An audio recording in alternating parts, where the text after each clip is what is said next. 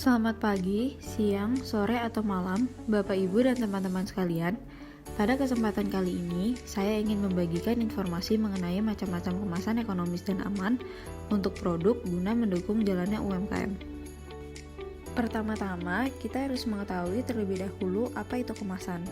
Secara umum, kemasan adalah suatu wadah atau pembungkus yang memiliki fungsi untuk mencegah atau meminimalisir terjadinya kerusakan pada produk yang dikemas. Kemasan dianggap sebagai bagian yang penting pada suatu produk. Mengapa demikian? Kemasan merupakan salah satu bagian yang penting pada produk pangan karena memiliki fungsi mengidentifikasi di mana kemasan akan memudahkan produk untuk dikenali, menampung, di mana kemasan berperan untuk menampung produk yang dihasilkan, melindungi, di mana kemasan berfungsi mempertahankan bahan dalam keadaan higienis, mengurangi terbuangnya bahan selama distribusi, dan mempertahankan gizi produk yang dikemas, dan mempromosikan produk, di mana kemasan berperan sebagai alat penakar, media informasi, dan sarana promosi. Dalam pemilihan sebuah kemasan, terdapat beberapa faktor penting yang perlu dipertimbangkan, yaitu: pertama, faktor pengaman. Kemasan harus dapat melindungi produk terhadap berbagai kemungkinan yang dapat menjadi penyebab timbulnya kerusakan barang, misalkan cuaca, sinar matahari, produk jatuh, penumpukan, kuman, serangga, dan lain-lain. Kedua, faktor ekonomi. Dalam memilih sebuah kemasan, penting untuk mempertimbangkan faktor ekonomi. Perlu diperhitungkan biaya produksi yang efektif, termasuk dalam pemilihan bahan, sehingga biaya tidak melebihi proporsi manfaatnya. Ketiga, faktor pendistribusian. Kemasan yang dipilih harus mudah didistribusikan dari pabrik distributor atau pengecer sampai ke tangan konsumen. Di tingkat distributor atau pengecer, kemudahan penyimpanan dan pemajangan juga perlu dipertimbangkan. Keempat, faktor komunikasi. Kemasan harus dapat berfungsi sebagai media komunikasi yang menerangkan atau mencerminkan produk, citra merek, dan juga sebagai bagian dari produksi dengan pertimbangan mudah untuk dilihat, dipahami, dan diingat. Kelima, faktor ergonomik. Dalam memilih kemasan, perlu mempertimbangkan agar kemasan mudah dibawa, dipegang, dibuka, dan mudah diambil atau dikeluarkan isinya. Keenam, faktor estetika.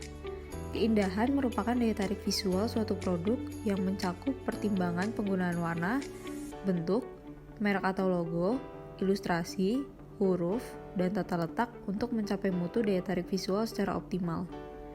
Dan terakhir adalah faktor identitas. Secara keseluruhan, kemasan harus berbeda dengan kemasan lain, yaitu memiliki identitas produk agar mudah dikenali dan membedakannya dengan produk-produk lain. Dalam memilih kemasan, terdapat jenis-jenis kemasan yang umum digunakan, yaitu kemasan logam seperti kaleng dan lembaran aluminium foil.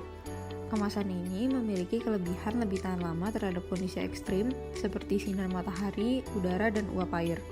Namun, memiliki kekurangan, kemasan ini harganya cukup mahal dan proses pengemasannya cukup rumit dan jenis logam kadang berbahaya untuk produk pangan. Kemudian, kemasan gelas atau kaca, di mana memiliki kelebihan lebih aman untuk digunakan dibandingkan logam karena tidak bereaksi dengan bahan yang dikemas dan dapat digunakan kembali setelah dibersihkan. Namun memiliki kekurangan karena harga bahannya yang cenderung lebih mahal, mudah pecah, dan lebih berat. Kemudian kemasan plastik. Kemasan ini memiliki kelebihan bersifat ringan, relatif murah, dan memiliki proses pengemasan yang mudah. Namun kekurangannya, kemasan plastik memiliki masa simpan kemasan lebih singkat dibanding bahan lainnya, dan umumnya bersifat sekali pakai. Kemasan kertas. Umumnya kemasan dengan jenis bahan kertas, karton, atau kotak kemasan kardus digunakan sebagai kemasan tersier. Kemasan ini memiliki kelebihan lebih ramah lingkungan dibandingkan plastik, mudah didesain, dan lebih praktis untuk pengemasan. Dan terakhir adalah kemasan alami. Kelebihan dari kemasan ini adalah kemasan tidak mengandung bahan kimia berbahaya dan mudah terurai atau didaur ulang, kemudian murah dan mudah didapatkan. Contoh dari kemasan alami adalah kemasan dari kayu, anyaman bambu, dan daun, baik segar maupun dikeringkan. Kemasan ini juga cocok digunakan untuk konsep zero waste lifestyle.